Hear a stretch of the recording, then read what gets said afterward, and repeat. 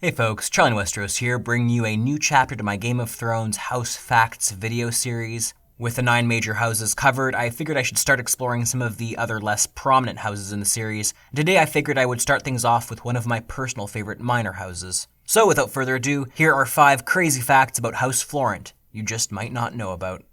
Number 1. The comedic origins of House Florent. The Florents claim descent from the daughter of the legendary original First Man in Westeros, or at least their first leader, Garth Greenhand. Florus was apparently the cleverest of Garth's children, but not in the manner many would expect. It would seem Florus kept 3 husbands, each ignorant of the existence of the other 2.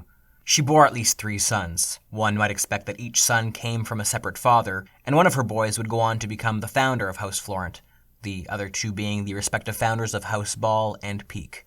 Though there is no proof of this, I suspect the Florents perhaps resembled or at least believe they took after their mother the most, given that their house sigil is a red fox in a circle of blue flowers on ermine. Though of course, who can really fault them? As someone who once had foxes living on our own land, they are indeed adorable creatures, but I digress. While some houses are known for their unique traits or appearances, the only noteworthy physical trait particular to the Florents is their prominent ears. Number 2. A potentially greater claim to the Reach. In the series, the Tyrells of Highgarden are noted for their role as Wardens of the Reach, in part due to being descendants of the extinct Gardner House, the defunct Kings of the Reach. Although it was Aegon the Conqueror who appointed the Tyrells to their new Warden position, the Florents, who have a superior line of descent from House Gardner, believe that they should by rights be in possession of Highgarden. This conflict does seem to have spilled over at least somewhat into the events of A Song of Ice and Fire, where, following Renly's death, most Florents shifted their allegiance to Selyse Baratheon, whereas the Tyrells resumed their loyalty to King Joffrey. As a result of this, Tywin Lannister disposed the Florents of their holdings and awarded them to Mace Tyrell's second son, Garland, for loyal service. As well as capturing and killing some of the Florents, lords loyal to the Tyrells, including Lord Randyll Tarly, have put many of the Florent men-at-arms to death during their defection to Selyse Baratheon, which, ironically enough, appropriately brings me to my next point. Number 3. Samwell's relationship with Selyse Baratheon. So this point might come out of left field to some of you, so let me explain.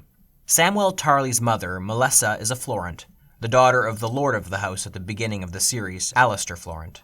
Stannis' wife, Selyse Baratheon, meanwhile, is also a Florent from birth, a daughter of Lord Allister's younger brother. This effectively makes Lady Melissa and Selyse first cousins. Although it is interesting to note that, despite being related, Selyse and Melissa are practically extreme opposites in personality, one being warm, motherly, and affectionate, and the other being stern, cold, and overly zealous. Furthermore, there is good reason for the cousins to have beef, at least in the books. You see, Lady Melissa's father, and Sam's maternal grandfather, Lord Alliser, was one of the leading supporters of Selyse Baratheon following the death of Renly, going so far as to discard the faith of the Seven in favor of the Red God R'hllor. After Stannis' defeat at the Battle of the Blackwater, however, and after attempting to make peace with the Lannisters, Lord Alliser was burned alive by Melisandre in order to obtain favorable winds for their expedition to the Wall. Given that Selyse effectively endorsed the burning of Sam's maternal grandfather, and Sam's Lord Commander and Jon Snow support Stannis' cause, his mother, Lady Melissa, could potentially have good reason to be wary of her son's involvement with her cousin, who killed her father, if that made any sense. This also means that, again, as far as the books go, Sam is indirectly working alongside the cause of Selyse Baratheon, the very faction his own father, Randyll Tarly, as a house sworn to the Tyrells, is fighting against at the present. Number 4. The faith of House Florent. Though the Florents once and to some degree still officially worship the 7 gods, the family boasts a number of prominent converts to the faith of the Red God R'hllor. This effectively means that House Florent is probably the most prominent house of Westeros, second only to the Baratheons of Dragonstone, with members who have changed religions to that of the Red God. Selyse, her uncles Alliser and Axel Florent, are currently the most prominent and known members to have converted. That said, practically all members of House Florent, with a couple of exceptions, including Samwell's own mother, are tainted by the Iron Throne for pledging their allegiance to Selyse Baratheon, so it shouldn't be all that surprising if many of the other members of the house have converted to the new religion as well. Number 5. The Florent mother of Edric Storm.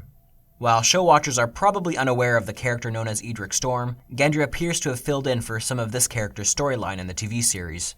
As an illegitimate son of King Robert Baratheon, Edric Storm was almost sacrificed by Melisandre in order to help defeat Stannis' enemies. Fortunately for him, Sir Davos managed to secretly ship the boy out of Dragonstone.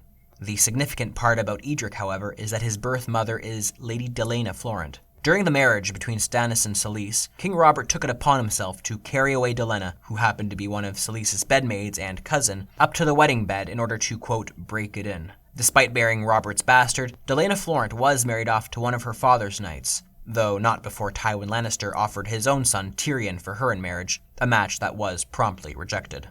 Well folks, that's all for today's video. Did you know all of these facts? Are there any regarding House Florent you think I should have mentioned? Please let me know in the comment section below.